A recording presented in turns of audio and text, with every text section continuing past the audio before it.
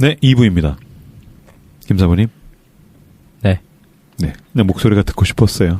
아니 제가 물어봤거든요. 잠깐 나간 사이에 김사부 괜찮아? 뭐 어렵지 않지? 그랬더니 난 다 아는데요? 다 아는 내용이에요? 다 아는 내용이에요. 그러더라고. 그렇죠. 그래서 아씨. 네. 김사부 다리 괜찮으시죠? 네. 네. 이거 옛날 손잡고가 다 알려준 거잖아요. 그렇죠. 김사부님 다리 태클 건 사람 용서하시죠? 아니요. 예수님 이름으로. 태클 건 건 아니고 아, 이 아름다운 방법으로 막을 수 없으니까 저를 좀 부정한 방법으로. 그래요? 로킥을 찾나요? 뭐 밟은 거예요? 네? 밟은 거야? 축구하다가. 그러니까 축구하다가 밟은 거 아니고 제가 아니, 내가 보기엔 한 5명이 밟은 것 같아. 눕혀놓고. 근데 이제 상대편이 막기 힘들어서 밟은 게 아니라 같은 편이 밟은 야, 이 자식. 야, 이거. 야, 이 자식아. 이게 바로 해석하는 법이죠. 네. 예, 같은 훌륭하다. 이게 뭐 해석하는 법이에요? 이게 해석을 이렇게 할 수도 있는 거잖아요. 그럼요. 같은 편이. 왜냐면 우리는 현장에 없었고, 그러니까. 그냥 정황만 본 거고. 합리적 추정. 그렇죠. 추정을 하는 거죠. 그럼 평소에 김사부를 떠올리면서 추정을 해보는 거죠. 내가 뭐 어떻게 했는데 내가 뭐 같은 편 알고 왜겠어? 지금 우리도 너를 같이 밟고 있잖아. 같은 편이 되면 넌 밟고 싶은 스타일이야. 밟아라. 나는 밟히기 위해 태어났다. 이거 옛날에 엔도 슈샤코의 침묵. 감사합니다. 천재야. 5년이 있어야 지식이 빵 포텐이 터지는 천재예요, 천재. 천재, 진짜. 진심으로 정말 천재성이 있어. 이 손잡고 방송도 딱 5년 있으면 이제 묵혀놨다가 딱. 그러니까. 그렇구나. 네, 알겠습니다. 맥칭해 주시죠. 네. 그래서 이제 본격적으로 아담의 역사적 논쟁의 4가지 주장을 조금 더 상세하게 풀어서 좀 설명을 해드릴게요.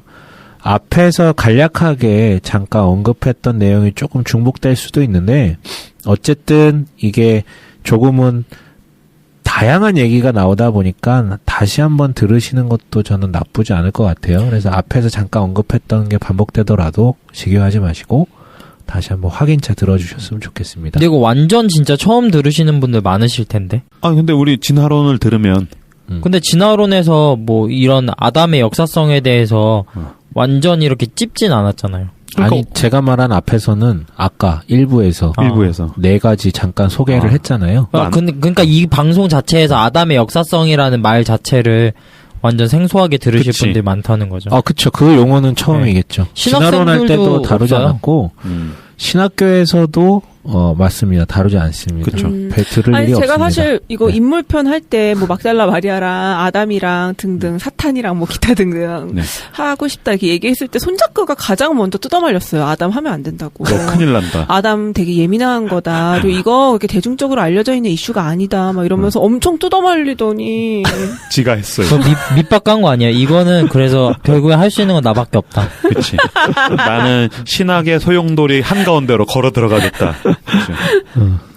그래서 저 그 학교에서도 이제 신학생들이 보면 이제 막 20살 갓 이렇게 된 되게 싱싱한 애들이 와가지고 이런 거 듣고 나서 형 저 창세기 못 읽겠다고. 혼돈이 오죠. 네, 성경 더 이상 못 읽겠다고 그런 얘기 많이 해요. 가끔은 좀 더 친절한 설명과 과정이 부여된 설명이 있었으면 좋겠어요. 그런데 가끔은 이제 신학교 오면은 또 교수님들이 가끔은 최신의 것이다라고 하면서 너무 후드로 패버리니까 처음부터. 아니 본인도 잘 모르면서 그냥 툭툭 던지는 거예요. 네. 신학교 교수님들이 들으셨으면 좋겠다. 아니 그건 아니고. 너무 교만한 발언 아닐까요? 아니 김사부가 지금 이렇게 교수님들을 까고 있잖아요. 그렇죠. 그러면 나머지 다른 쪽 다리도 밟히겠죠. 네. 뭐 그 중에 잘 아시는 분들도 있죠. 생각해보니까 진화론 할 때도 그랬고 동성애 할 때도 그랬고 하고 싶지 않았는데 뒤돌아서서 생각을 해보니까 너무 제가 비겁한 것 같은 느낌이 드는 거예요. 그래서 해야겠다라고 생각을 해서 아마 아담을 얘기했던 것 같아요. 굉장히 그런 면에서 책임감이 있다는 걸 저는 인정하고요. 또 다른 면에선 어떤 매저키스트적인 마조히즘적인 게 있지 않나? 네. 이거 약간 BGM 깔아주면 안 돼. 그 사명 BGM이지. 갑자기 눈물 날라 그래. 나를 공격해라 이 자식들아. 아무튼 그 역사적 논쟁을 4가지 그 견해를 하나씩 짚어서 드릴게요. 중간에 시나리오도 제가 조금 책에도 나오지만 제가 다시 조금 편집해서 이 사람이 주장하는 내용대로라면 창세기 아담이 어떤 시나리오대로 흘러가는가 요것도 좀 설명을 해드리고요. 요 각각의 4가지 주장을 앞에서 다루었던 논점 7가지가 있었잖아요. 성경 안에서의 논점과 성경 밖에서의 논점 7가지를 조금 같이 버무려서 좀 설명을 할게요. 자, 역사성 논쟁 첫 번째는 진화적 창조론, 라무르의 발언이고요. 다시 얘기하지만 우선 자기 신앙 고백을 겁나 길게 합니다. 전 난 예수를 믿습니다. 부활을 믿습니다. 아브라함 이후의 모든 역사적 사실을 믿습니다. 뭐 이렇게 이제 고백을 쭉 합니다. 저 책 읽었어요, 일부러? 나 아직 안 봤어요. 저도 제대로 읽은 게 아니라 그냥 관심 있는 부분만 딱 읽었는데 책 표지가 되게 어렵게 생겼잖아요. 근데 그 신앙 고백 부분 이거 왜 갑자기 웬 에세이지? 진짜 그런 느낌이 얼마나 공격을 많이 받았으면 나는 예수 믿는다라는 얘기를 처음에 깔고 시작하면 이거 되게 유치한 거거든요. 신앙 간증집 같은 느낌. 네, 아무튼 신앙 고백을 쭉 하고 시작을 해요. 그런데 논점 7가지를 하나씩 좀 짚어볼게요. 아담이란 이름의 뜻에 대해서는 당연히 아담이라는 히브리어 단어 자체가 사실 인간이라는 뜻이고 아담은 히브리어 인간, 즉 개인이 아니라 집단이었다. 그러니까 아담은 한 사람으로 존재하는 것이 아니다. 한 사람으로 존재하는 것뿐만 아니라 아예 없었다라고 이제 얘기를 하는 거죠. 아예 없었다고? 아예 없었다. 그러니까 그 인간은 있었지만 한 특정한 개인으로서의 아담은 아예 없었다라고 얘기를 하고 1만 명 정도의 공동체가 선택된 인류의 조상이었다. 그러니까 집단이 선택됐다라는 것이고. 아까 얘기했죠. 네네네. 창세기 1장과 2장의 차이는 아주 간단하게 넘어갑니다. 자료 비평. 2개의 서로 다른 문서가 섞여져서 그런 것이다. 각각 2개의 기원 이야기가 있었는데 하나의 이야기는 창조 이야기가 더 많았고 하나의 이야기는 홍수 이야기가 조금 더 많았고 뭐 이런 식으로 아무튼 2개가 짬뽕이 되다 보니 한 편집자가 그거를 둘로 그러니까 엮었다 하나로. 그래서 겹치는 부분이 있어서 어느 거는 저쪽 거를 쓰고 다른 것은 또 저쪽 것을 쓰고 그렇다고 영감설이 쓰러지는 것은 아니다. 왜? 각각 2개의 각기 다른 자료가 다 영감된 자료가 섞인 것이다. 라고 얘기를 하는 것이죠. 그 전에 이제 문서비평 이야기할 때 자유주의적인 관점에서 많이 이야기를 했는데 지금 저도 이야기를 들으면서 보니까 아니 예수님의 공생애를 4명의 그쵸. 4가지 관점에서 맞아요. 이야기를 한다면 네네네. 창조에 대해서도 2 집단 또는 2 개인의 기록에 대해서 동시에 그렇죠. 바라보는 걸 꼭 이거는 영적이지 못해 네. 신앙이 없어라고 이야기할 수는 없겠다는. 그러니까 옛날에 문서설 뭐 자료비평 뭐 이런 거 나오면 아예 그냥 사탄이었거든요. 근데 요즘은 이제 복음주의권 내에서도 수용할 부분은 좀 수용하고 하는 부분인 것 같아요. 네. 만약에 교회가 사복음서를 하나로 합치기로 결정했었으면 합쳐졌을 수도 있어요. 그거는. 근데 이제 그렇게 하지 않은 것일 뿐이죠. 자, 창세기 4장 가인의 문제. 이건 뭐 굳이 설명할 필요가 없죠. 원래 그랬었다니까. 원래 사람이 많았었다니까. 과학도 그걸 증명해.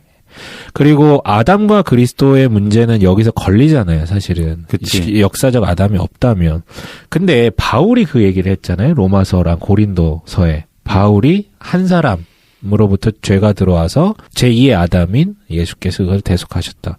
그런데 바울은 1세기를 살던 유대인이었고 당시에 다른 모든 유대인처럼 아담의 역사성을 그대로 받아들였던 사람이다. 바울 자체가.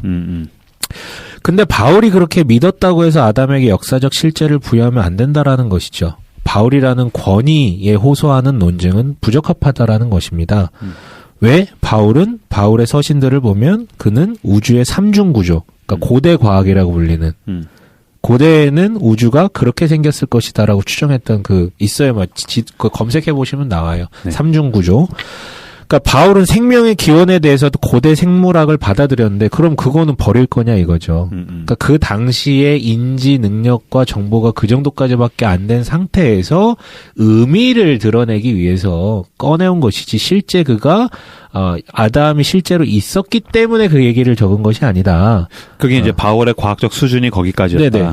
왜냐하면 바울뿐만이 아니고요. 우리가 종교개혁자들 되게 추종하잖아요. 네. 근데 종교개혁자들도 사실은 갈릴레오 갈릴레이 이전 사람이거든요. 바로 직전 사람들이거든요. 지구는 네모나다. 네네네.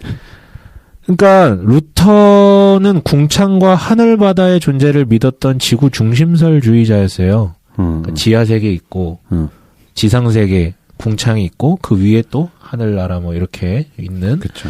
지구 중심설주의자였고요. 칼뱅의 창세기 주석을 보면 역시 지구 중심설을 주장하고 심지어 하늘을 10층천으로 해석을 합니다. 바울도 3층 하늘에 대해서 얘기를 하잖아요. 그쵸. 그게 괜히 나온 말이 아니라 뭔가 또 엄청나게 영적인 것만 얘기하는 게 아니라 그 당시 사람들이 꿈꾸고 있었다 생각했던 부분들이라는 거예요. 그렇다면 성경 해석법, 무호성에 대해서 이 사람 뭐라고 얘기를 하냐, 성경을 어떻게 해석해야 된다고 얘기를 하냐, 라무릴은 저자는 그러니까 성경 저자는 하나님과 인간에 관한 무시관적 진리들, 그러니까 뭐 연대기적으로 꼭 해석돼야 되는 게 아니라 무시관적 진리들을 전달하기 위해 식별 가능한 문학적 관습들을 사용하여 가상의 역사에 관해 이야기하려 한다. 가상의 역사라는 것이죠. 네.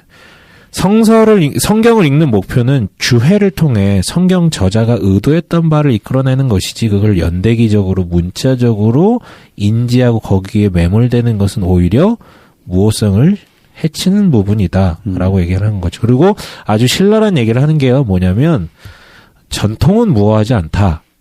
오직 성서만이 무호하다. 그러니까 여기 이 책은 다 성서라고 번역이 돼서 제가 성서라고 좀 쓸게요. 전통은 무호하지 않다. 오직 성서만이 무호하다. 이 말이 뭐냐면 전통적인 기독교가 1500년 동안 아담의 역사성과 뿐만 아니라 삼중 우주 구조론 이것을 1500년 동안 수용해왔고 그 패턴으로 다 해석을 해왔는데 그게 맞냐 이거죠. 과학이 그게 아니다라고 분명히 밝혀냈음에도 불구하고 여전히 그 관점으로 보는 것은 말이 안 된다. 만약 기독교 전통이 성경 안의 내용도 그렇고 성경을 해석했던 그동안의 역사도 그렇고 고대 과학, 그러니까 그거 이미 과학이 아닌 거죠. 과학이 아닌 그런 관점으로 보고 있다는 점을 인정한다면 우리는 무오한 영적 진리를 그것을 전달하는 부수적인 고대의 도구들과 분리할 수 있다라는 것이죠. 뭔 의미인지 아시겠죠? 네네. 네네네. 그러면 네. 아담의 역사성을 부인하면 뭐 네. 원죄론 이런 거를 부인하는 거예요? 아니요. 그렇지 그렇진 않습니다. 않아요? 그래서 만들어진 게 1장부터 11장까지의 내용이 인간이 이렇게 타락했다는 내용을 그러니까 하나님이 만드셨고 하나님의 창조 부정하지 않습니까? 그러니까 한 사람의 죄가 아니고 인류의 죄라고 이야기해요. 네네네네. 그러니까 왜 우리가 이렇게 죄인이 되었고 예수의 그러니까 죽으심과 부활이 왜 필요한지를 설명하기 위해서 만들어진 가상의 역사라는 것이죠. 그러니까 과학이 아니라 신앙적 관점에서 네네. 서술하기 위해서 만들어진 이야기다. 네. 그렇다고 그게 틀린 건가? 잘못된 건가? 아니면 구란가? 그게 아니라는 거죠. 그치. 네. 그 의미를 담고 있는데 그게 가장 잘 전달될 수 있는 의미. 동시에 고대인들에게 설명할 수 있는 고대인들의 눈높이에 맞게끔 설명을 해주신 거라는 거죠. 고대인의 눈높이에 맞는 고대 과학적인 내용이 담겨져 있는. 그래서 라무리님도 예수를 믿고 복음주의자다. 부활도 믿고. 네네. 맞습니다. 왜냐하면 12장부터는 역사라고 생각을 하니까 그치. 기적도 다 믿고. 왜냐면 뱀이 말을 하잖아요. 네네. 아 그렇죠. 창세기 초반. 그래서 1장부터 11장까지는 성경의 나머지 부분과 구별되는 굉장히 독특한 그러니까 굉장히 독특한 장르로서 아예 장르가 하나 따로 있는 거예요.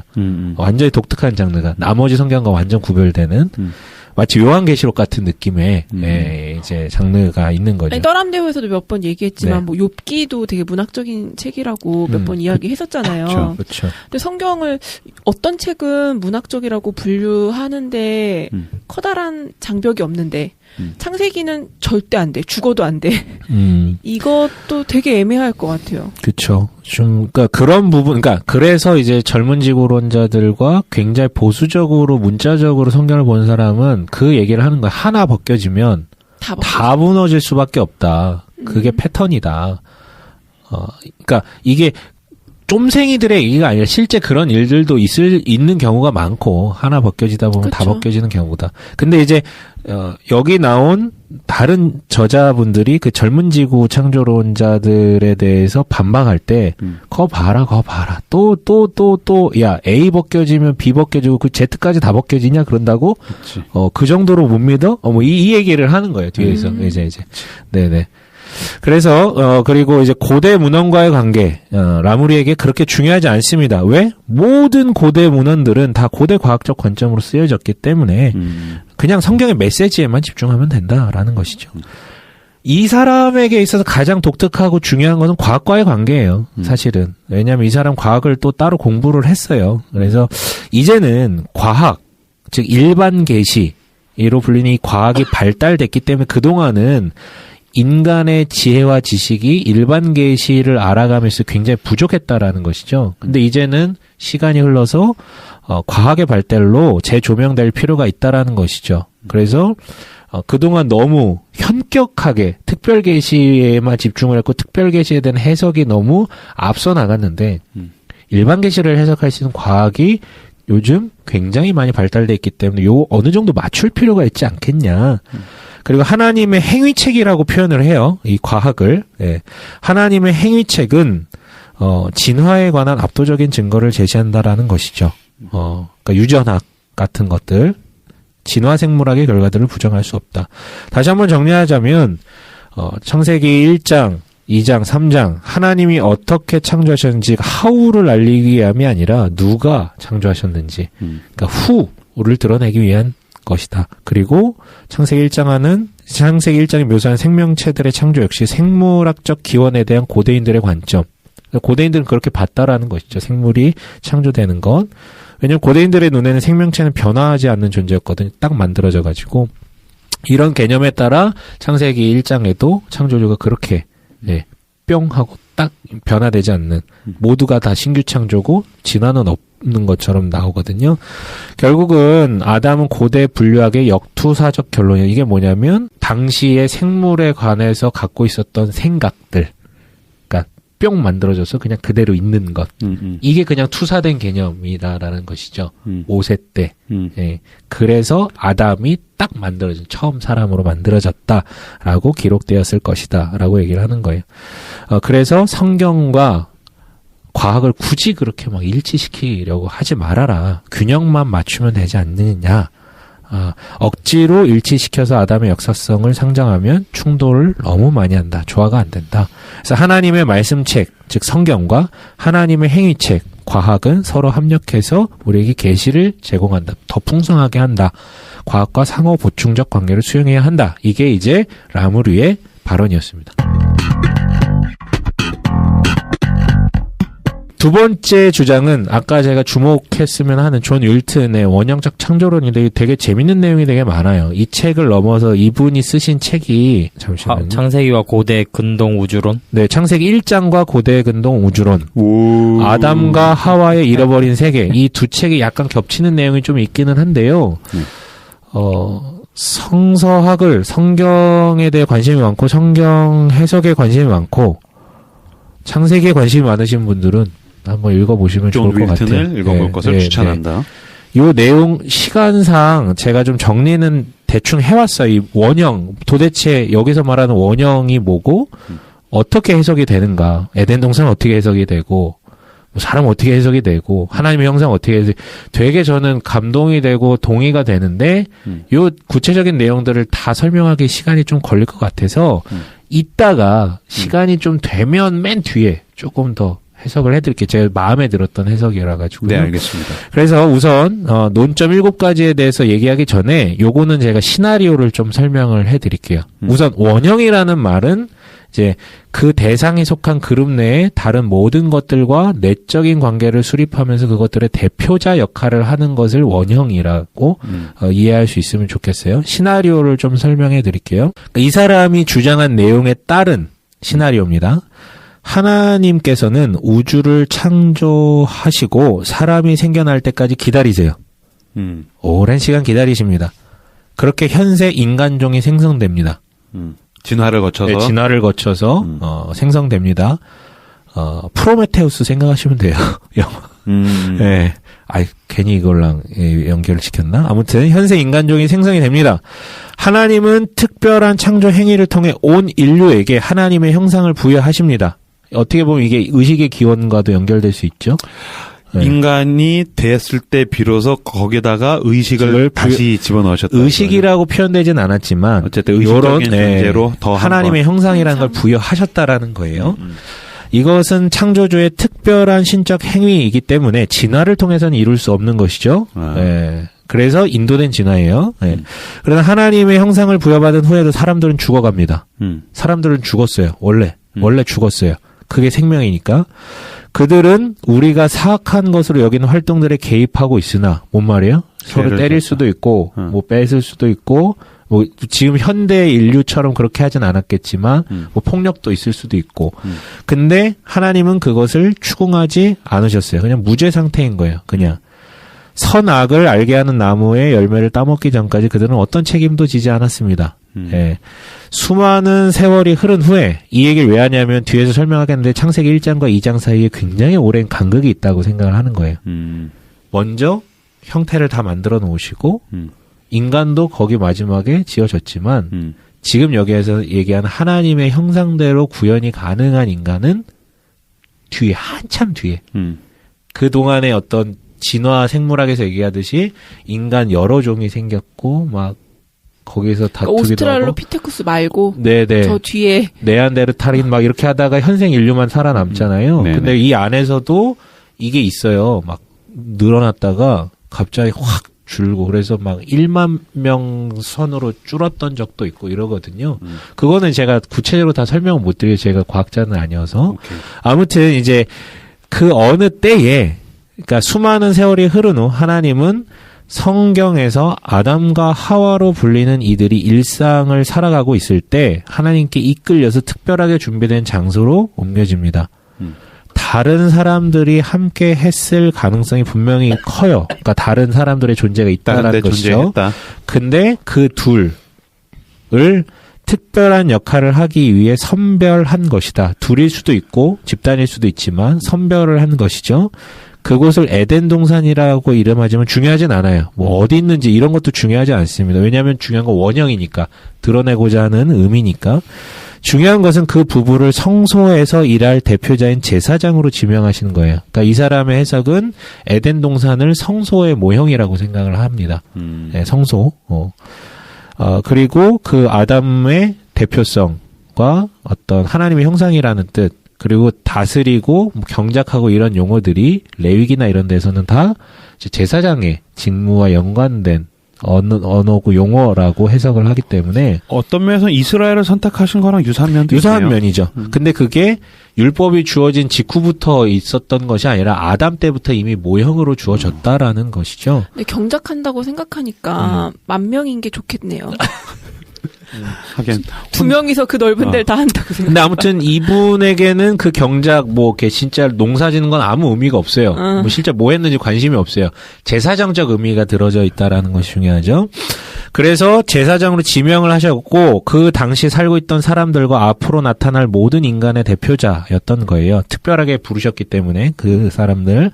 그리고 비록 동산 밖의 사람들은 여전히 죽어가고 있었고 아직 그들에게 책임은 지어지지 않았을지라도 하나님은 온 인류의 원형이자 대표자인 아담과 하와를 통해 그들에게 지혜와 생명의 가능성을 제공하셨습니다. 네, 분리되어 있지만 연동되어 있다라는 것이죠. 뭐 혈통으로 안 맺어 있어도 상관없어요. 이 사람들한테 특별한 지위를 주셨기 때문에. 그래서 이제 하나님께서는 과거에 지으신 것을 보시고 반복해서 좋다라고 얘기를 하셨는데 이게 완벽하다, 선하다라는 의미가 아니라 성소로서 기능할 준비가 되어 있음을 나타내는 말로서 좋다라고 얘기를 하셨고 이제 인간이 만들어지고 인간이 제사장으로 부름 받은 다음에는 완벽해진 것이죠. 성소도 준비되어 있고 제사를 집전할 사람도 되어 있기 때문에 즉 좋다는 완전함이 아니라 기능적으로 돌아갈 수 있는 질서가 구축되었다라는 것을 의미한다는 것입니다. 아담과 하와를 성소에 두는 것은 그 질서가 돌아갈 수 있게끔 기회가 제공되는 것이죠. 근데 이들이 그 질서를 완벽하게 구축하고 돌아갈 수 있게끔 하기 위해서 불러놨는데 오히려 죄를 지어서 그 질서를 오히려 더 흐트러 놓습니다. 아담과 하와가 선악과를 따먹었을 때 그들은 자기 자신을 질서와 생명과 지혜의 근원이자 중심으로 여기기 시작한 것이죠. 그래서 오히려 질서를 구동시키기 위해서 만들어낸 인간으로 인해 무질서가 도래했고 그들은 자신뿐만 아니라 자신들을 통해 온 인류에 대해 책임을 지게 되었습니다. 그렇게 그들은 성소 밖으로 내쳐졌죠. 에덴 동산 밖으로. 하나님의 교제 밖으로 내쳐집니다. 이제 그들 및 그들과 함께하는 모든 인류는 죄 가운데 있고 죽음에 종속되어 있습니다. 그들은 이제 해독죄에 접근할 수 없으므로 죽을 수밖에 없는 그들의 본래 운명에 종속될 수밖에 없습니다. 책임과 무질서가 인간의 몫이 된 것이죠. 하지만 오렌지구 창조론에서 그냥 여담으로 얘기하자면 오렌지구 창조론 조금 더 조직신학적 접근을 하시는 존 콜리스를 비롯한 그분들은 인간은 원래 죽을 운명이 아니었다라고 얘기를 합니다. 영원히 이게 좀 달라요. 예, 조금 다르면 오히려 그게 죽을 운명이 아니었다라는 게 훨씬 더 약간 전통적이라고 해야 되나? 그렇죠. 전통적인. 그런 면에서 존 윌튼은 굉장히 상상력이 놀랍니다. 굉장히 창의적이네요. 근데 성경에 그냥 본문만 봤을 때는 아까 우리 생명나무 얘기했잖아요. 전통적으로는 생명나무를 안 먹었을 거라고 조금 그치. 많이 배워왔던 것 같은데 본문만 보면 오히려 먹었을 가능성이 더 많거든요. 당연히 먹었다 생각해요. 그러니까 나도 지금 존 윌튼 얘기 이렇게 들으면서 네. 이거 평소에 우리가 안 해오던 프레임 바깥의 해석이라서 그렇지 하나하나 놓고 보니까 성경이랑 벗어나는 부분이 벗어나진 없네. 않아요. 뭐 벗어나진 약간 않아요. 오히려 네, 벗어나지 않습니다. 예수 그리스도가 두 번째 아담이라고 했었을 때 그 아담이랑도 굉장히 부합되는 면이 많고 그리고 이분은 이제 새하늘과 새 땅 마지막에 이루어진 새하늘과 새 땅이 그 에덴 동산의 회기라고 전통적으로는 해석을 해요. 하지만 그게 아니라 그때 완벽해지지 않았던 그 질서가 도달되는 것. 그거 이렇게 해석을 해. 그러니까 초기 에덴 동산 때보다 훨씬 더 완벽해진, 그러니까 이루어진 그 제사가 완전히 이루어지는 걸로 해석을 하죠. 네, 네. 재밌습니다. 네. 그래서 이게 이제 시나리오고요. 7가지 논점에 대해서 좀 대답을 하자면 아담이라는 이름 당연히 사람이라는 뜻이다. 역사적 인물이겠지만 그 이름이 아담은 아니다. 다시 얘기하지만 정관사가 붙은 즉 결코 개인의 이름으로 불릴 수 없는 1에서 3장에 나오는 그 아담이라는 표현은 결국은 그러니까 그냥 어떤 사람들 이것도 아니라 원형적인 개인을 나타내기 위해서 그래서 쓴 표현이고 그는 모든 인류나 혹은 모든 남성을 대신하는 대표자이자 다라고 얘기를 해요. 흙으로 지으셨다 그러잖아요. 네. 근데 그 흙도 전통적으로는 뭐 진짜 흙을 하나님께서 손으로 이렇게 빚으셔가지고 찰흙을 이렇게 진흙으로 그래서 코에다 흙 한번 불어넣어 주시고 이렇게 이제 이해를 했는데 이 흙이 사실은 원어적으로 보면 아파르라는 뜻은 먼지라는 뜻이에요. 다시 티끌 뭐 이런 뜻이거든요. 그 흙이 찰흙이 아니거든요. 그래서 흙으로 지으셨다는 것 역시 성경 과학책이 아니기 때문에 물질적 의미보다는 원형적 의미다. 죽을 수밖에 없는 흙에서 흙으로 돌아가는 그걸 이제 상징하는 그래서 죽을 운명이다라는 걸 계속해서 얘기를 하는 거 원래부터. 그리고 창세기 1장과 2장의 차이는 어떻게 조화시킬 것인가? 아까 살짝 언급했지만 창세기 1장의 첫 번째 창조 이후에 오랜 세월이 흐른 시점에 일어난 사건이 2장에 반복되는 그러니까 창조의 이야기라는 거예요. 인간은 첫 번째 창조 이야기 때 지어졌지만 온전하게 그 역할을 부여받고 기능하는 것은 2장의 한참 후에 이야기라는 것이죠. 첫 번째 이야기는 창조의 메커니즘이나 그 기간에 대한 상세한 설명, 물론 날이라는 뭐 하루 이런 표현이 등장하지만 아까도 얘기했지만 그걸 그대로 받기에는 좀 어려움이 있다라고 말씀드렸잖아요. 아무튼 상세한 설명 없이 집단적인 종인 인간의 창조를 묘사할 뿐이라는 거예요. 왜냐하면 사람이 창조됐다 그랬지 아담을 만드시다라고 1장에서는 얘기하지 않으니까. 근데 창세기 2장 4절부터 5절은 인간의 통제를 받아 이루어지는 어떤 생산 활동도 존재하지 않는 초기 단계의 땅을 묘사합니다. 아까 얘기했죠. 수목이 1장에서는 셋째 날인가 넷째 날인가 만들어졌는데 2장에서는 인간이 만들어졌을 때 없다고, 그러니까 인간이 있을 때 없었다고 얘기를 한다고요. 그래서 초기 단계의 땅, 그러니까 인간이 아직 질서를 잡기 이전의 땅을 묘사하는 것이고, 7절부터 17절까지는 사람이 탄생함으로 그들이 일을 함으로 그 불완전함이 해결됐던 그 의미를 좀 전달하고 싶다라는, 그러니까 결국은 무질서와 질서의 구도인 거예요. 하나님 질서를 계속해서 부여하길 원하셨고, 그 주된 통로가 사람이었다라는 것이죠. 아담과 하와를 통해 질서를 구축하고 성소라는 곳에서 특별히 대표의 역할을 하게도록 선택된 것입니다. 그리고 조금 이렇게 우리가 생각해 볼 만한 게 고대 근동 우주론에 나온 내용인데 고대인들은 물질 생성을 창조라고 해석을 하지 않았고 창조했다라고 표현되는 바라라는 뜻은 기능을 부여했다라는 거예요. 기능. 그러니까 물질에는 관심이 없는 거예요. 그러니까 이미 존재하는 것에 역할을 부여하면 그게 창조라는 뜻으로 많이 해석이 됐다라는 것이죠. 그러니까 이 월튼의 원형적 창조론은 굉장히 논리적 합리적이에요. 고대 근동 문헌 비교와 성서 그 1장, 2장, 3장의 내용 굉장히 치밀하게 분석을 하고 가용한 범위 내에서 상상을 하고 그리고 고대 문헌과 굉장히 많이 비교를 하거든요. 그래서 이렇게 이해하시면 좋아요. 하우스 무슨 뜻입니까? 하우스 집이죠. 근데 홈 가정 홈도 집이죠. 근데 의미가 다르잖아요. 하우스는 그냥 주택이잖아요. 그치, 나랑 관계없는 주택. 그냥 물리적 집. 물리적 집. 하우스 도박하는데. 그렇군요. 네. 지금 딱 그림이. 네. 서마담. 네. 이대 나온 여자. 네, 그렇죠. 그러니까 월트는 이 비유를 하면서 그 얘기를 하는 거예요. 창세기 1장, 2장은 하우스 얘기하는 게 아니다. 하우스 얘기하면 이미 이상하다. 순서도 안 맞고 어떻게 그 광명체, 해와 달보다 빛이 먼저 있고 그 얘기하는 게 아니라 간단하게 얘기하면 첫 번째, 두 번째, 세 번째 날은 존재에 대한 설명이고 네 번째 날부터는 그거를 담는 구조물에 대한 설명을 얘기하고 있다라는 것이죠. 그래서 이제 기능적으로 읽는 게 홈이라는 거예요. 홈. 물리적으로 읽는 게 아니라 기능적으로 질서가 부여되는 것으로 읽는 게. 그래서 이제 그리고 여러분도 아마 성경 다시 보시면 놀랄 건데 하나님이 물을 만드셨다는 얘기가 없습니다. 물은 원래 있었죠. 물은 원래 있었어요. 갈라 놓으신 거죠. 궁창을 만드셔가지고. 그렇네. 네, 천천히 보시면 그래요. 그러니까 물은 포세이돈이 만들었나요? 아니죠. 포세이돈도 물의 지배자이지. 하긴 만든 건 아니에요. 네. 그거 하나님이 아니에요. 그래서 물은 삼다수가 만들었습니다. 그래서 사실은 물을 만든 게 아니라 궁창에서 갈라지게 만든 거잖아요. 그래서 하나님의 창조 활동이라는 게 물질의 생성이 아니라 분리를 시키고 명명을 하고 기능을 부여해서 이루어지는 것이 태반이라는 것이에요.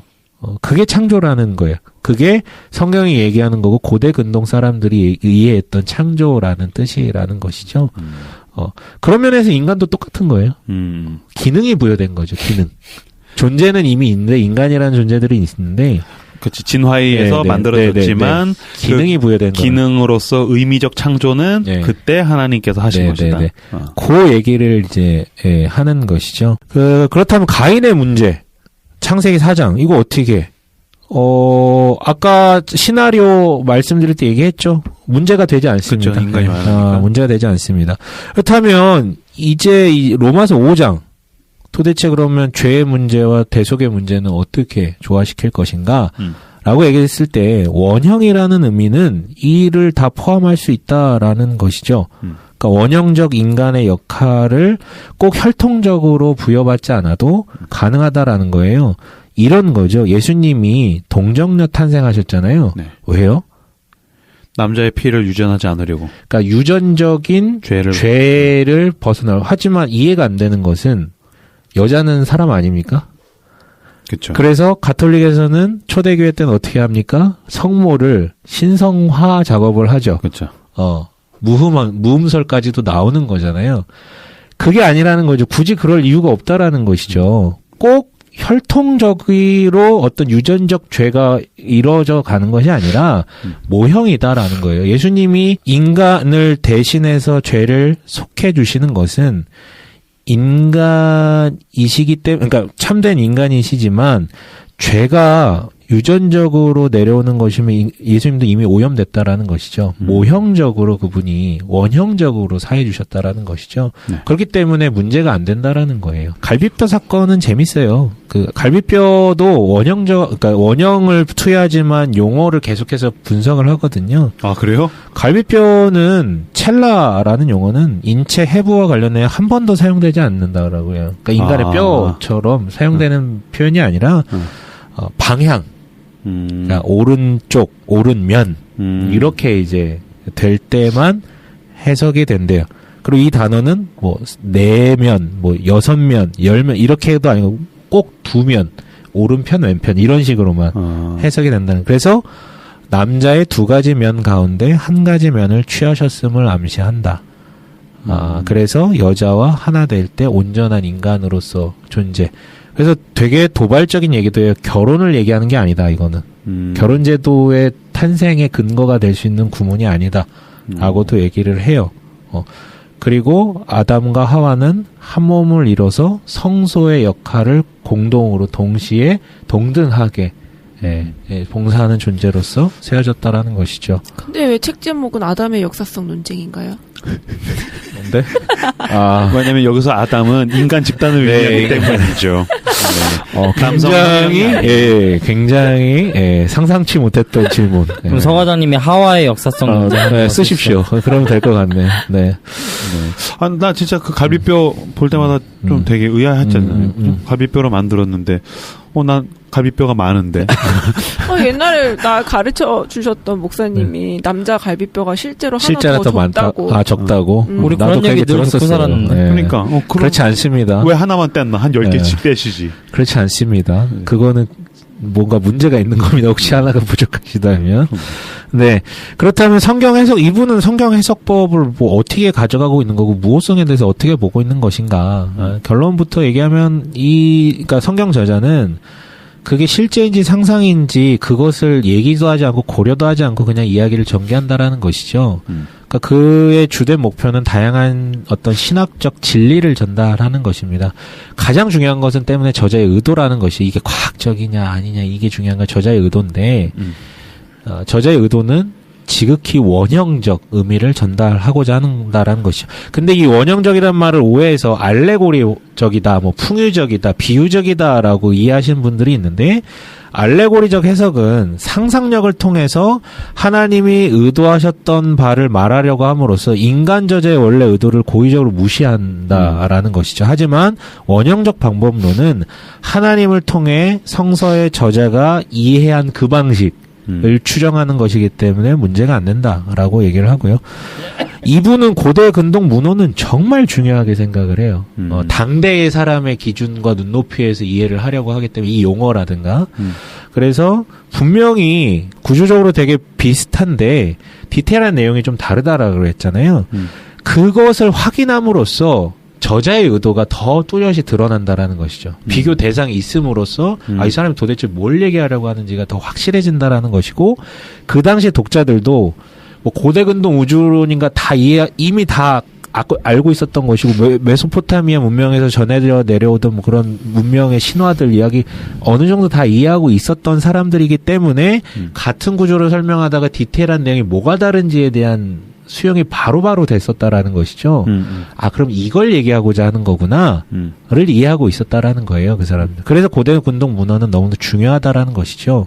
그리고 고대 근동에서는 인간의 기원을 이렇게 원형적 방식으로 이해하고 인간의 기능이 부여되는 것에 초점을 맞추는 양상이 흔했다라는 것이에요. 그럼에도 불구하고 이 사람에게 있어서 그렇다면 아담은 실제 하지 않아도 되는 거잖아요. 네. 사실은 이분의 원형적 의미가 중요한 거죠. 그럼에도 불구하고 이 사람은 아담이 실제 했던 사람일 것이다라고 생각하는 이유는 뭐냐면 이것도 고대 근동 문헌과의 비교를 통해서 나온 거예요. 뭐냐면 고대 근동에도 인간의 신규 창조에 대한 내용들이 되게 많지만 단 한 쌍 부부를 지은 사건에 대한 내용은 단 한 군데서도 나오지 않는다라는 것이죠. 다량으로 찍어내는 얘기는 나와도 단 한 쌍만 만든 얘기는 나오지 않는데 그리고 여성을 만든 얘기는 그런 식으로 잘 나오지 않는다라는 것이죠. 고대 근동에서는 인간은 신들을 위한 노예로 창조되는데 신들이 단지 두 사람만 먼저 만들어 놓고 번성하라고 그러는 것은 되게 웃긴 짓인 것이죠. 비효율적인 것이죠. 단순하게 생각하면. 노예를 둘만 만들어. 네.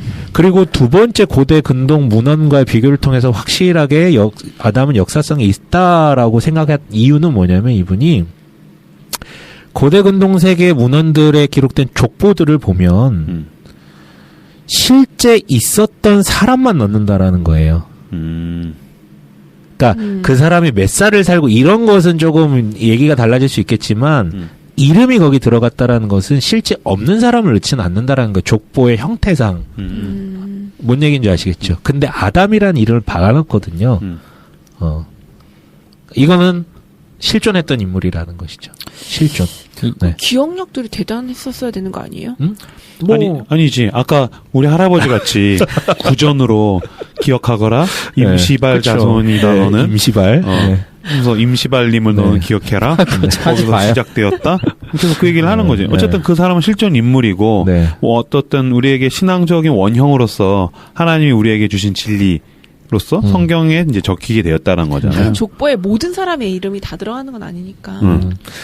그래요. 그래서 아무튼 그렇기 때문에 이분은 역사적 존재임을 믿습니다. 네. 하지만 중요하진 않다. 요거죠. 그래서 과학과의 관계는 과학과 조화를 잘 이루죠.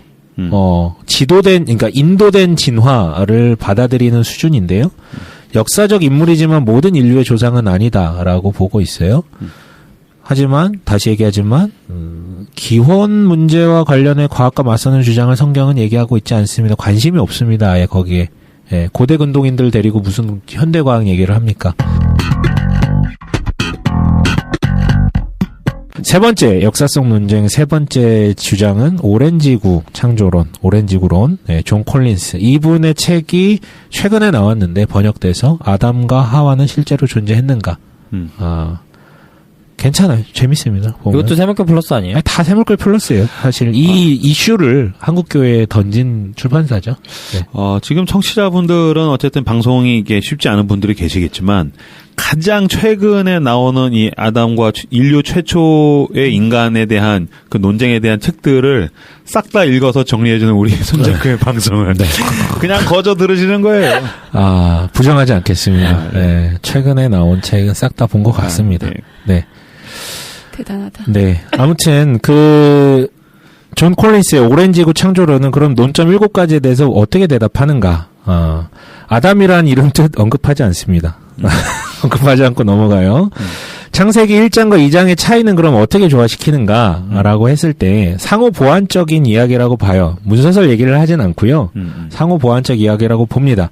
그러니까 창세기 1장 1절부터 2장 4절까지는 인간이 지구에 살기에 적합한 곳으로 준비되는 창조에 관한 종합적인 이거 우리 전통적인 해석이에요, 사실은. 그리고 2장 4절부터 25절은 창세기 1장의 6날들의 사건을 확장하면서 6날째, 그러니까 동물이 만들어지고 인간이 만들어진 이 사건을 좀 상세하게 메꿔가는 작업을 하는 건 보완적인 관계다. 이렇게 이제 설명을 하고 이거는 전통적인 해석이랑 비슷합니다.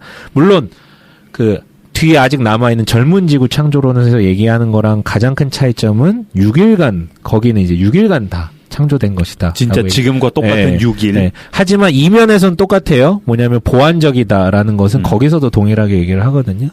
다음은 가인의 문제, 그러니까 창세기 4장에 다른 인간의 존재는 어떻게 해석을 할 것인가. 만약에 아담과 하와 이외에도 시초에 다른 사람들이 있었다라는 확신을 유지하고 싶다면 근데 이제 부정할 수가 없잖아요. 지금 너무 이게 짱짱하니까.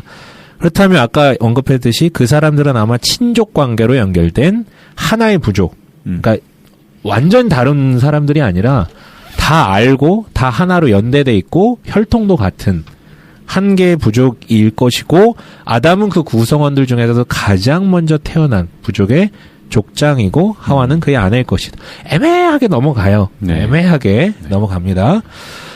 그리고 이 부족이 아담과 하와의 인도하에 타락했다라는 원리. 예. 아니면 아담만 타락했어도 결국 다 혈통으로 묶여져 있는 것이기 때문에 그게 다 영향력이 미쳐진다라는 것이죠. 어쨌든 타락면에선 원형보다는 조금 더 타락을 잘 설명해 주기는 하네. 당연하죠. 이거는 혈통으로 묶여져 있다고 얘기를 하지만 그렇게 그럼 이제 과학하고 조금 애매해지는 거죠. 생물 진화와. 예.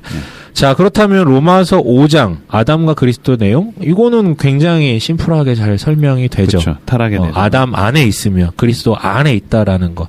이거는 오직 대표자의 역할을 하는 사람만 가능한 것이니까. 타락은 그것이 어떤 형태든지 역사적인 사건이어야지 예수님의 대속도 역사적인 사건으로서 다 또이또이 의미가 있을 수 있다라는 것이죠. 네. 의미만 중요하면 예수님 뭐하러 죽었냐 이거죠. 네. 이 얘기하는 거예요. 실제 역사적으로 예수님이 죽었기 때문에 의미가 있는 것처럼 역사적 아담이 있었고 걔가 역사적으로 정말로 죄를 지어서 죄가 들어와야지 이게 의미 있는 건 아니냐. 그러니까 굉장히 잘 설명이 되죠, 이 부분은. 그다음에 이분들은 성경 해석법에 뭐가 차이가 있냐. 이분도 되게 조심스럽게 계속해서 설명을 하는 게 젊은 지구 창조론자들은 자기들만 우호하다라고 얘기를 하니까 우리가 가장 문자적으로 해석을 하니까 우리만 우호하다. 니네는 좀 뭐 묻은 것 같은데? 막 이러니까 이제 무호성에 대해서 많이 얘기를 해요. 근데 앞에서 얘기했지만 무호성이라는 것에 대해서 시카고 선언을 한 선언자들은 오래된 지구 창조론자들은 물론 일종의 유신 진화론까지도 어느 정도 받아들였었다. 아까 얘기했던 비비 워필드, 벤자민 워필드가 무호성이라는 단어를 소개했는데 그 역시 젊은 지구 창조론자는 아니었다. 해석학적 토론을 회피하기 위해 무호성의 문제를 제기해서는 안 된다라고 이제 애둘러 표현을 하죠. 무호성은 철저하게 문자적인 해석과 동일하지 않다. 저자는 스스로 실제 사건이라고 생각하는 것에 관해 이야기하면서 그 사건에 대한 독자의 태도, 그러니까 듣는 사람, 독자를 배려하기 위해서 수사학적이고 문학적인 기법들도 사용하고 실제 성경에는 다양한 장르의 또 부분들이 있고 그 왜요? 독자들을 위해서 다양한 장르를 통해서 메시지를 전달하는 것이잖아요.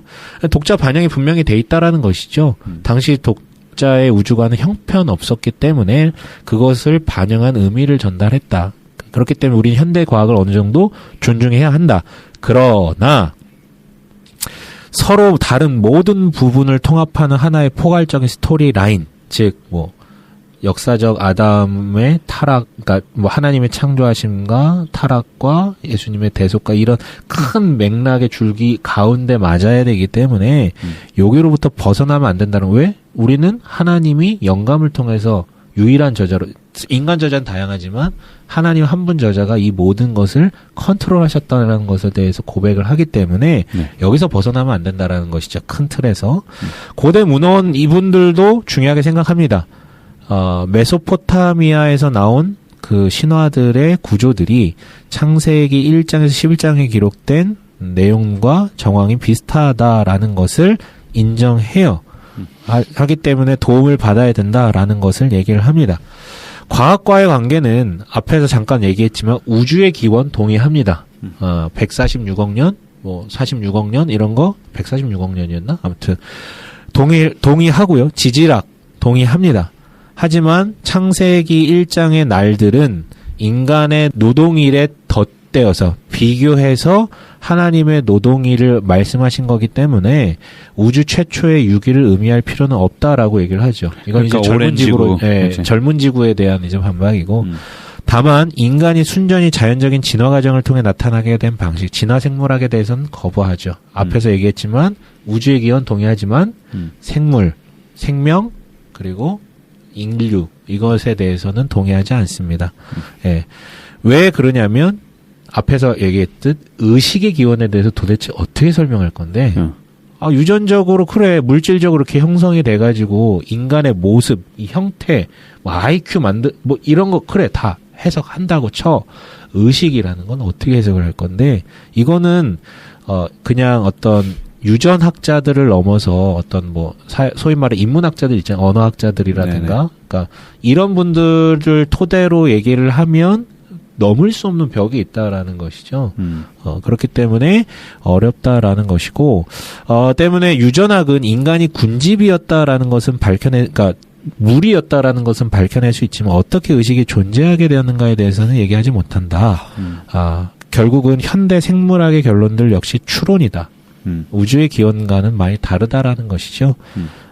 물론 성경이 과학 얘기를 하는 것은 아니지만 확정되지 않은 사실 때문에 성서의 전체적인 통일성, 그 스토리라인을 포기할 필요는 없다. 요게 이제 세 번째 존 콜린스의 오렌지구론 네, 주장이었습니다.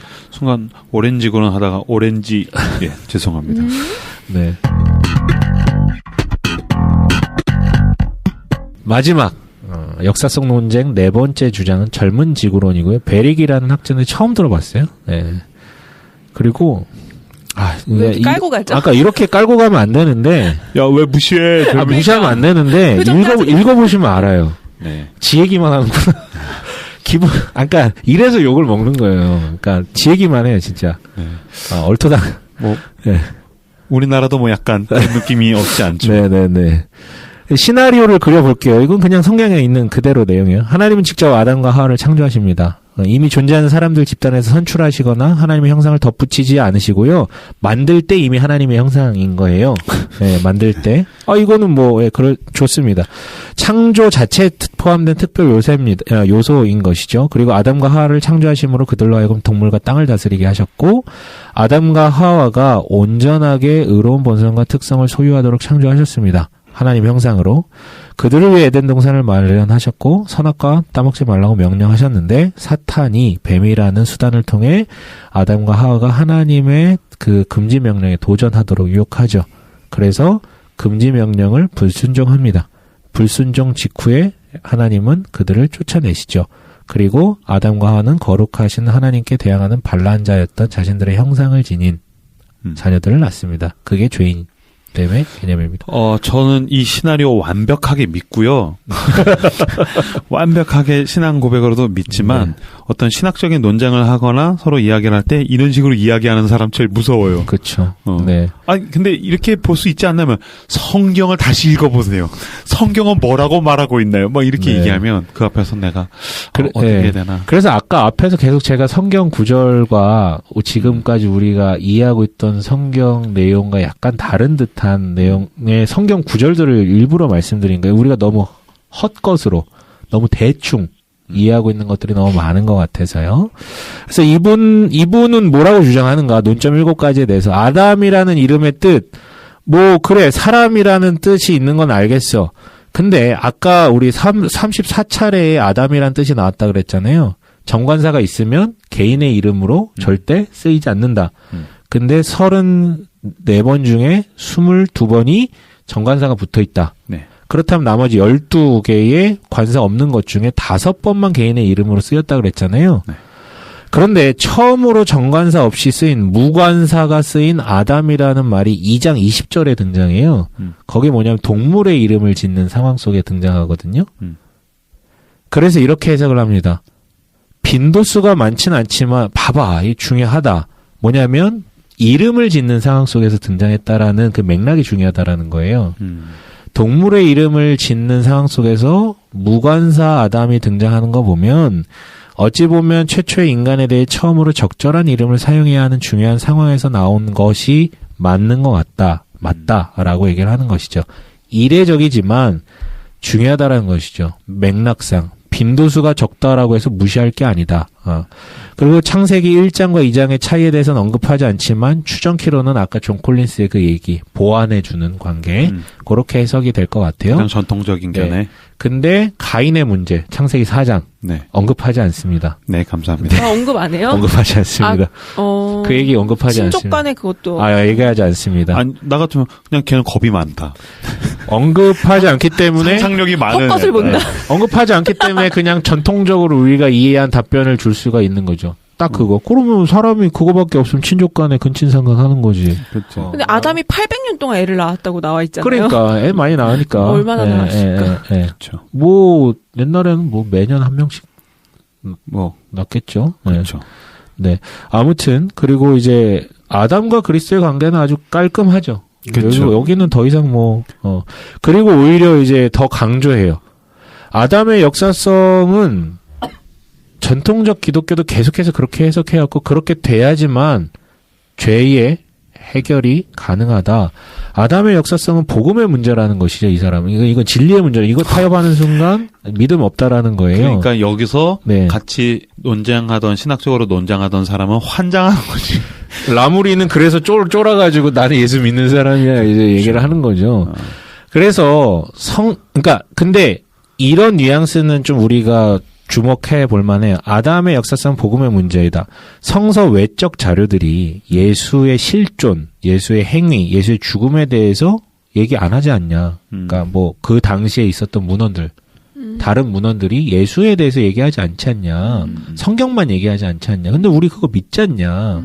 그런데 첫 번째 아담의 역사성에 대해서 부인을 한다면 이거는 결국은 두 번째 아담의 역사성에 대해서도 적용될 수밖에 없다. 이 얘기를 하는 거죠. 저는 이거 완전 뭐 의미 없는 논리는 아니라고 생각을 해요. 원래 이렇게 이야기하시는 분들이 큰 은혜 한 방이 있어요. 아무튼 그렇다면 이분의 무호성, 이분의 성경 해석법이란 뭔가?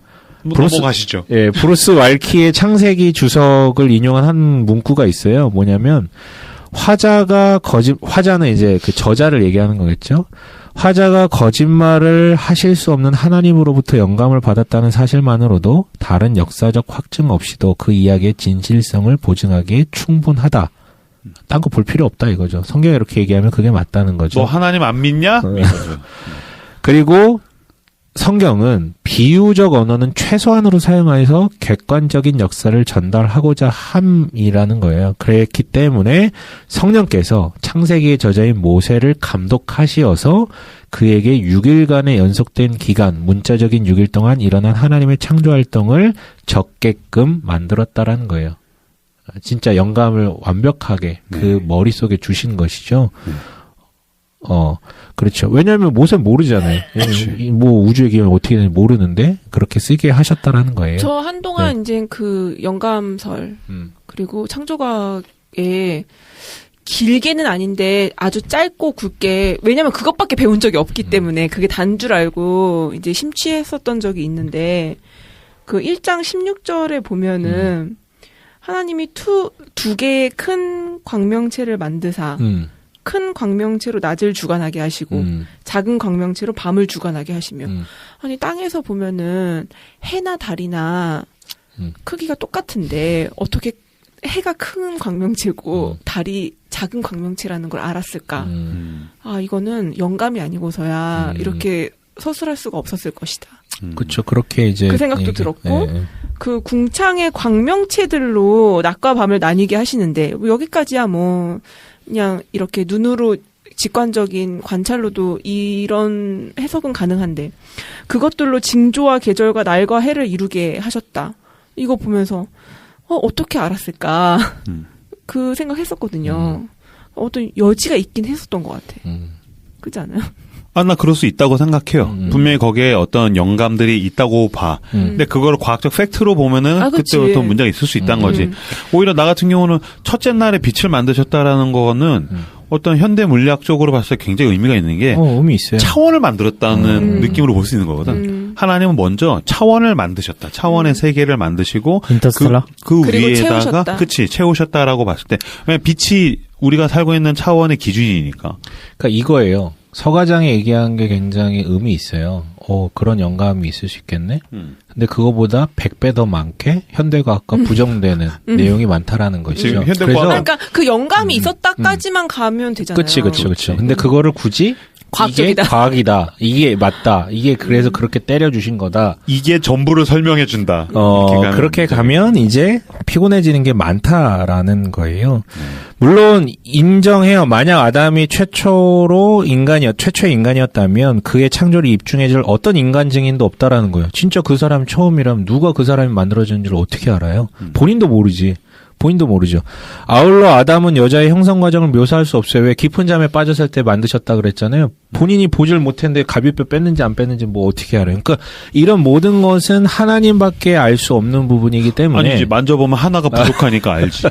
이거 모세가 시내산에 계명 받으러 올라갔을 때 40일 동안 하나님이 다 알려주신 거예요. 아 그렇군요. 네 감사합니다. 그래서 다 쓴 거예요. 네.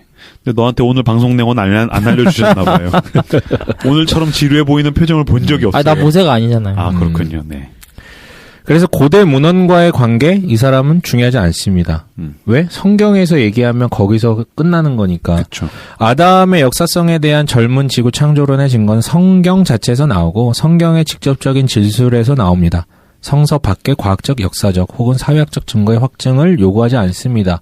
참고할 수 있겠지만 관심 없고 중요하지 않습니다. 예수의 역사성도 다른 문헌을 통해 증거되지 않으니까요. 그런데 왜 최초의 증언자들인 이 창세기의 내용과 아담에 대해서만을 분리하려고 하냐? 오히려 그게 웃긴 게 아니냐라고 얘기를. 그리고 되게 재밌는 얘기를 해요. 학자들이 고대 근동의 신화들을 이스라엘의 창조 이야기의 원형으로 간주하기를 선호하는데, 그러니까 그 구조가 비슷하다 그랬잖아요. 근데 연대기적으로 더 우선적으로 쓰여졌다 그랬잖아요. 그래서 이스라엘 창조 이야기의 원형으로 특히 메소포타미아 신화들을 이제 연결을 짓는데, 뭐 길가메시 이런 거. 그렇죠. 그런데 이렇게는 왜 생각을 못하냐 이거죠. 창세기 1장에서 3장의 내용이 원래 원본 창조 기사인데 후대의 메소포타미아 자료들이 이 사실에 대한 기록을 먼저 쓴 거라고는 왜 상상을 못하냐. 왜냐면 어차피 다 구전사회였었으니까. 그 일리가 있죠. 네네네. 왜냐하면 언어가 발생하고 네. 언어에 의한 기록이 먼저일 수 있는 거지. 그것에 대해서 그 정보를 가지고 있는 먼저인 거는 사실 그 히브리인일 수도 있지. 있는 거죠. 그치? 네, 그 가능성이 없는 건 아니에요. 네네네. 그렇기 때문에 요거는 의미 있는 발언일 수 있겠다라고 생각을 하면서도 다시 한번 머리를 굴리니까 그렇다면 모세가 완전 영감받아서 쓴 건 또 아니네? 구전됐던 거 정리한 거네? 라는 또 생각도 들고. 다 사용하신 거죠. 네. 아무튼 마지막으로 과학과의 관계 역시나 관심 없죠.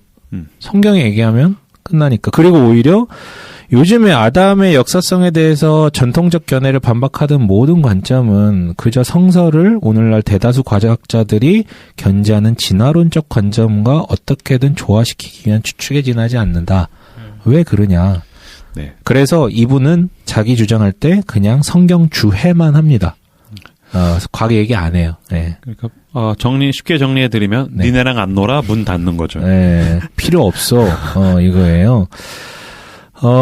그래서 오히려 이제 성서 외적 증거, 고대 근동 문서의 정황이든 현대 과학자들의 해석이든 이런 것을 성서 기록보다 중시하는 태도는 성서 기록을 모욕하는 행동이며 회의적으로 다루는 행위이다라고 얘기를 합니다. 네.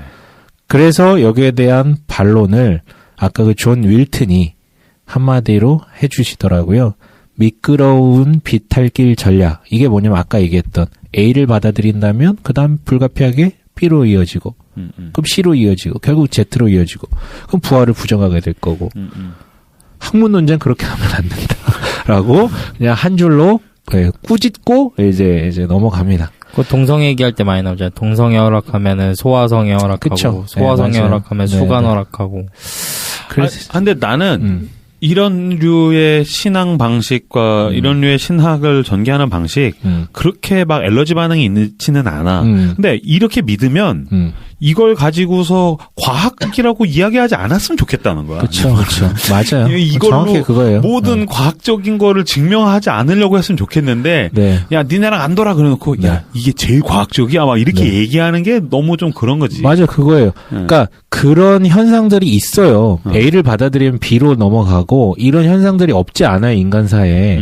하지만 존 윌튼도 얘기하지만 학문 논쟁 그렇게 하면 안 된다라는 학문이라는 이름 걸고 그렇게 얘기하면 안 된다라는 거지. 그건 너무 단순한 추측이라는 것이죠. 그렇죠. 그래서 이제 마무리를 할게요. 존 칼빈, 네, 창세기 주석, 뭐 10층천 얘기도 하긴 했지만 창세기 주석 서문에 이런 표현을 기록해 놨어요.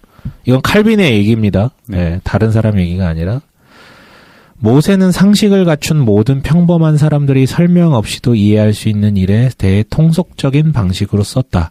그러나 천문학자들은 인간 정신의 총명함이 이해할 수 있는 모든 것을 굉장한 노력을 들여 탐구한다.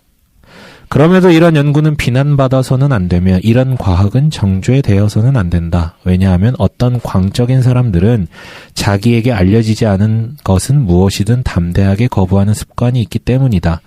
참으로 모세는 이런 기술, 예를 들어 과학적 세부 사항 같은 것들, 이런 기술의 특유한 것을 누락시키므로 우리를 이런 축으로부터 철수시키려 하지 않았다. 그는 학식 있는 자뿐만 아니라 무지하고 무례한 이의 교사로 임명되었기에 이런 조잡한 교육 방법을 택하는 것 외에 다른 방법으로는 그의 과업을 완수하지 못했을 것이다. 이게 제가 창세기 칼빈 주석. 편에서 소개했던 내용이네요. 아, 그래요? 네. 다시 뭐 한번 무슨 들어보세요. 방송마다 다 했대. 그러네. 나 까먹었어요. 네, 아무튼, 네. 진짜. 요렇게 이제 창세기 주석 서문에 쓴 존 칼빈의 말로 좀 정리를 해볼게요. 네, 감사합니다. 네.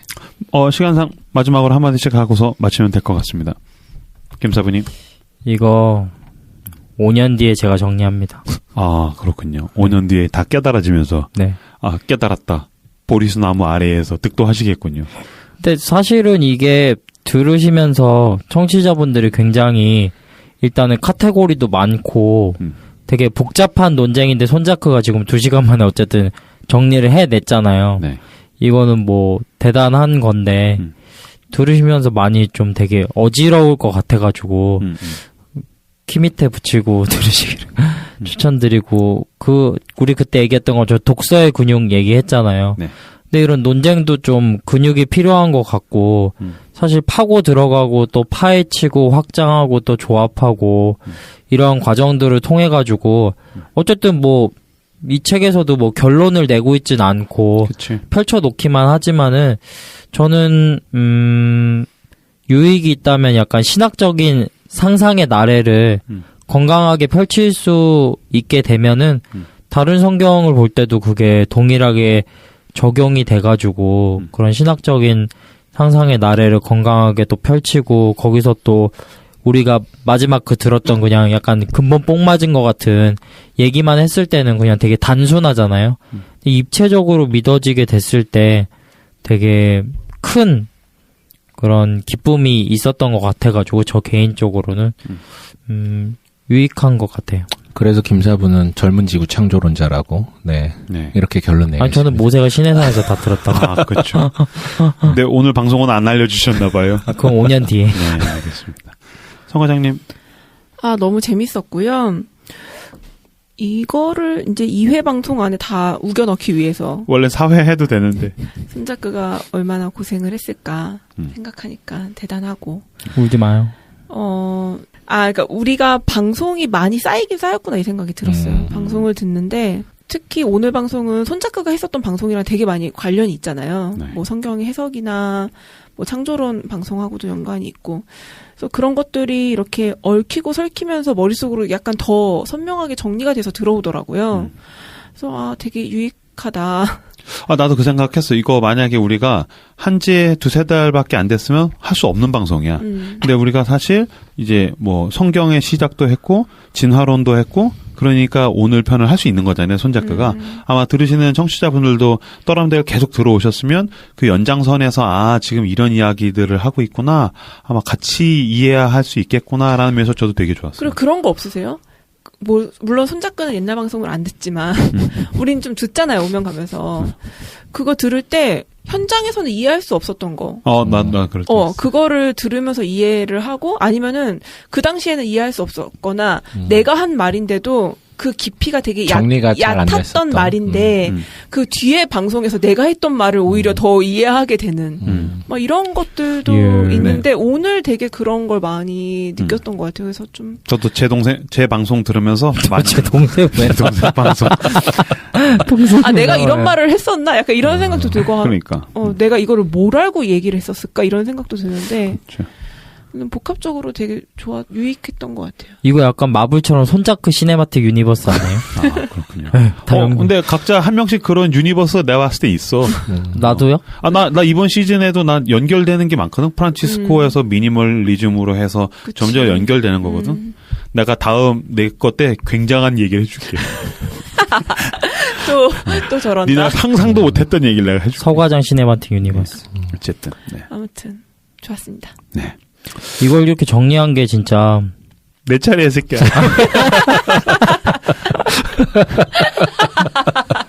임시발. 임시발님. 시발자손 임브로입니다. 8대 손 종손입니다. 그러니까 과학에 대해서 이야기할 땐 과학적 언어를 사용하는 게 중요하다고 생각해요.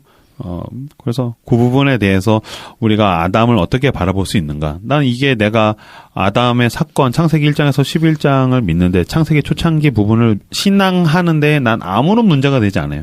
내가 성경의 무오함을 믿는데 나에게는 아무런 문제가 되지 않아요. 다만 이것을 가지고 어떤 예수님이 성육신 하셔서 당시의 사람들에게 아람어로 대화하듯이 나는 어떤 과학적 언어를 가지고서 내 시대의 사람들과 대화할 것인가라는 면을 좀 훑어본다는 데에서 굉장히 저도 좋았습니다. 덕분에 책 한 서너 권 안 읽어도 되겠네요. 네, 고생하셨습니다. 네. 네. 저도 아까 패널들이 얘기했던 바랑 비슷한데요. 제가 이제 진화론도 했었고 하는데 다시 한번 정리하면서 제가 보니까 그때가 좀 난잡했구나. 나도 정리가 제대로 안 된 상태에서 했었구나. 근데 이번에는 제가 조금 정리가 되니까 뭘 빼고 뭘 더 이렇게 얘기하는 게 낫겠다라는 부분도 더 좀 선명해졌던 것 같고 저 스스로도 조금 정리가 잘 된 상태에서 물론 급박하긴 했지만 했던 데 의미가 있는 것 같고 두 번째로는 저는 예전에도 말씀드렸지만 창조과학회 가서 공부도 하고 했던 사람이고 역사성 논쟁이란 말 자체 나오면 바로 이단 마귀새끼처럼 봤던 사람인데 네. 진짜 우리가 생각했던 것보다 네. 더 이상한 사람이었던 것 같아요. 아니에요. 표현은 안 하죠. 네, 근데 아무튼 내가 진짜 뭘 되게 많이 바뀌었구나. 이단 중에 괴수가 됐구나 벌써. 네. 뭐 이런 생각도 들고 혹시 또 이 방송 듣는 또 혹시 저랑 같은 계열의 학교를 나오신 분들 또 오해하실 수 있는 분들도 있겠지만 네. 조금의 어떤 신학적 지평이 좀 확장되고 더 풍성해지는 계기 되었으면 하는 마음이 있습니다. 이단 중에 괴수 이만희를 잇는 손만희. 네. 지켜주지 않아. 네. 손만희님 감사합니다. 네. 손찬지. 네. 손찬지. 네. 오랜 시간 함께 해주셔서 대단히 감사하고요. 다음 주엔 또 다른 성경 인물로 여러분들을 찾아뵙도록 하겠습니다. 함께 해주셔서 감사합니다. 감사합니다. 감사합니다.